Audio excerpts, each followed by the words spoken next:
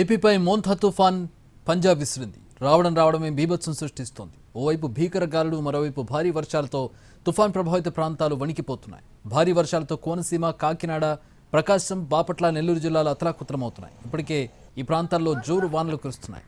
గాలులు ఉధృతికి చెట్లు విరిగి పడుతున్నాయి. కరెంటు స్తంభాలు నేల కూలుతున్నాయి. కొన్ని చోట్ల సెల్ ఫోన్ టవర్స్ కూడా నేల కొరిగాయి. కమ్యూనికేషన్ వ్యవస్థ దెబ్బతింది. ఎక్కడ చూసినా బీభత్సం కనబడుతోంది.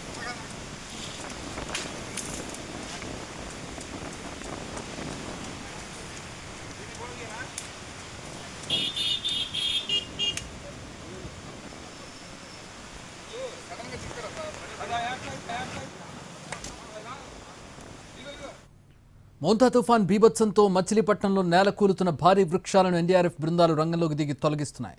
చిలకలపూడి బీచ్, మంగినపూడి బీచ్ ప్రాంతాల్లో కూలిన చెట్లను తొలగిస్తున్నారు. పూర్తి వివరాలు గ్రౌండ్ నుంచి మా ప్రతినిధి శ్రీకాంత్ అందిస్తారు.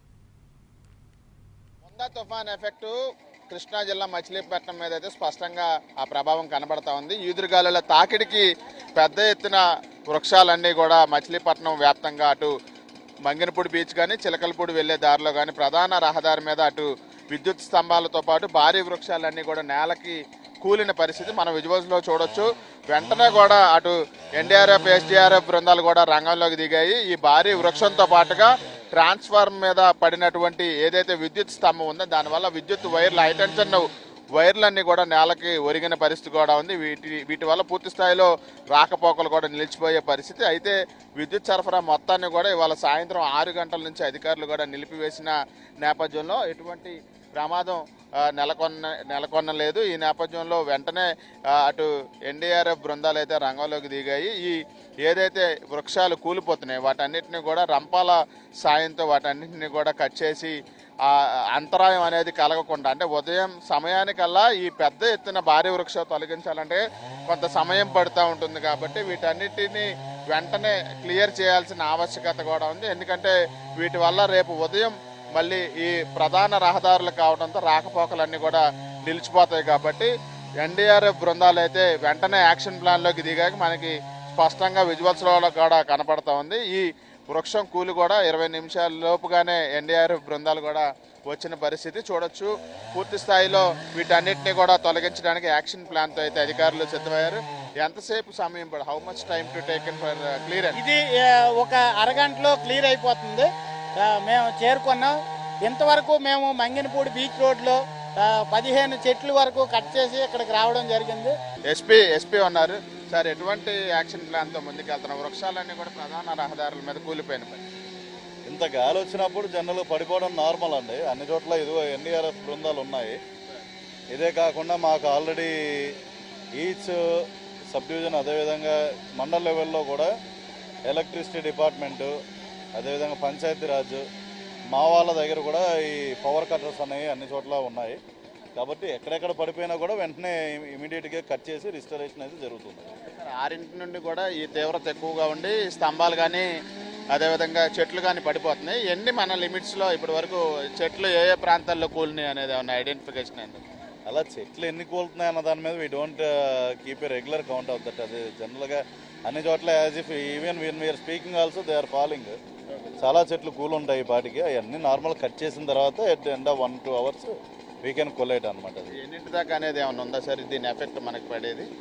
సముద్ర తీరం దాటే దానికి సంబంధించి జనరల్గా తీరం దాటిన తర్వాత బలహీన పడతాయండి. తీరం దాటడానికి మేబీ ఇంకో 5-6 hours డ్యూరేషన్లో దిస్ విల్ కంటిన్యూ.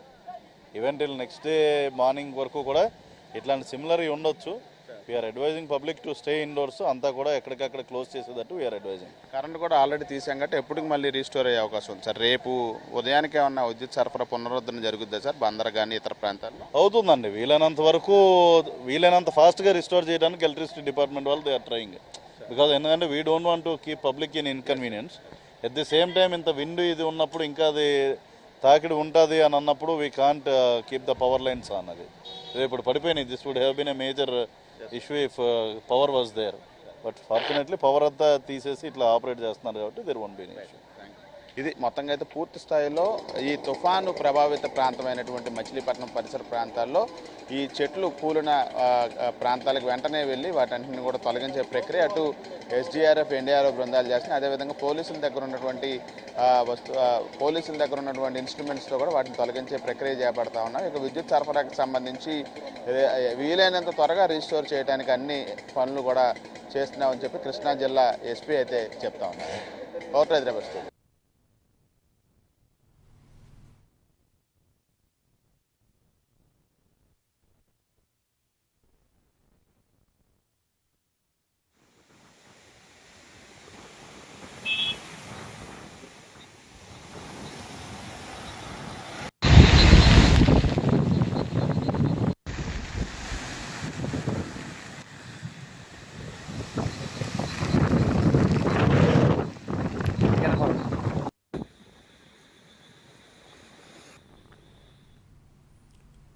భారీ గాలులతో గుడివాడలోని ప్రధాన రహదారుల్లో చెట్లు నేలకూలాయి. ఫ్లైఓవర్ బ్రిడ్జ్, ప్రభుత్వ ఏరియా హాస్పిటల్, గుడివాడ ముదినేపల్లి ప్రధాన రహదారిలో వృక్షాలు నేలకొరిగాయి. గుడివాడ విజయవాడ ప్రధాన రహదారిలో 3 చోట్ల చెట్లు కూలడంతో రోడ్డుకి ఇరువైపులా ట్రాఫిక్ నిలిచిపోయింది. హుటాహుటిన ఘటనా స్థలానికి విపత్తు స్పందన అగ్నిమాపక శాఖ బృందాలు చేరుకున్నాయి. చిమ్మ చీకట్లో ఆధునిక యంత్ర సామాగ్రితో రోడ్లపై కూలిన చెట్లను విజయవంతంగా తొలగిస్తున్నాయి. ముదినేపల్లి ప్రధాన రహదారిలో కూలిన వృక్షాలను గుడివాడ రూరల్ పోలీసులు తొలగించారు.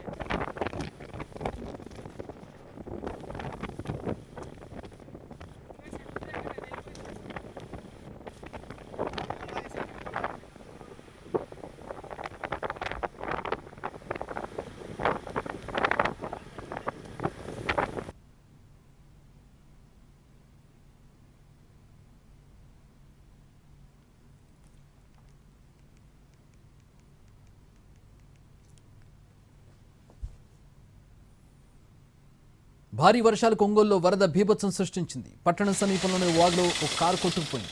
18వ డివిజన్ భగీరథ కెమికల్ సమీపంలో ఈ ఘటన జరిగింది. వరద ఉధృతిని అంచనా వేయకుండా కారు డ్రైవర్ వస్తుండగా వాగులో కొట్టుకుపోయింది.